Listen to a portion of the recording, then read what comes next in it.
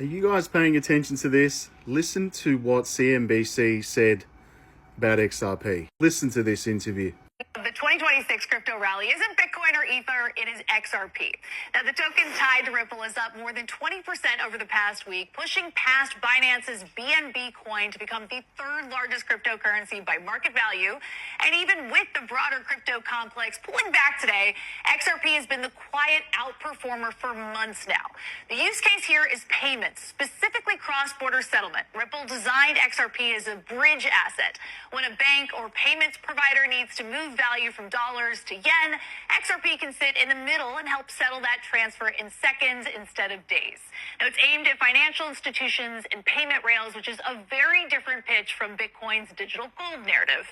And unlike stable coins, which are basically tokenized dollars, XRP is trying to be the exchange layer that moves value between currencies. So money's moving into XRP for three big reasons. First, the regulatory overhang has finally cleared. Ripple has fully wrapped up its SEC fight as of August. Second, it's a less crowded trade than Bitcoin or Ether. And third, the flows have held up. Even during the Q4 dip, investors kept adding to XRP-focused funds, while Bitcoin ETF flows fell with the price. How do you think the declines in Bitcoin and Ethereum fit into this? And specifically, these are two coins that have been wrapped up in digital asset treasury companies.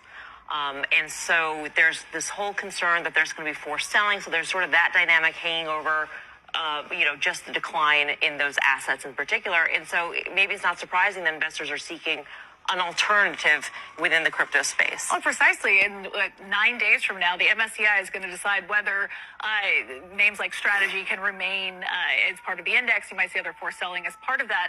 And then you've got XRP, where there's just a lot more upside. And yes, they're coming from a lower base, but that's part of why when you saw the spot Bitcoin ETF selling off in Q4 and all these net outflows, XRP accumulation was quietly gaining momentum.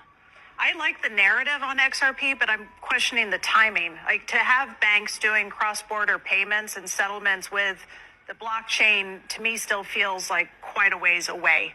I mean, right now, there's a lot of talks at the Bank for International Settlements and then other multinational institutions about how do we have interoperability? How do we make this work? They haven't even figured out what the rails look like, what the rules of the road look like. Europe and the U.S. don't agree. God knows what China wants to do. So are you buying it now, knowing that, again, I feel like a broken record here with my copper comment, it's going to go down and up a lot before this is not a straight line at all. I feel like it's more of a hedge against the decision coming from MSCI. I think that's part of it. Certainly, they want to be the SWIFT of, the international banking system. But at the same time, we're waiting for, to your point,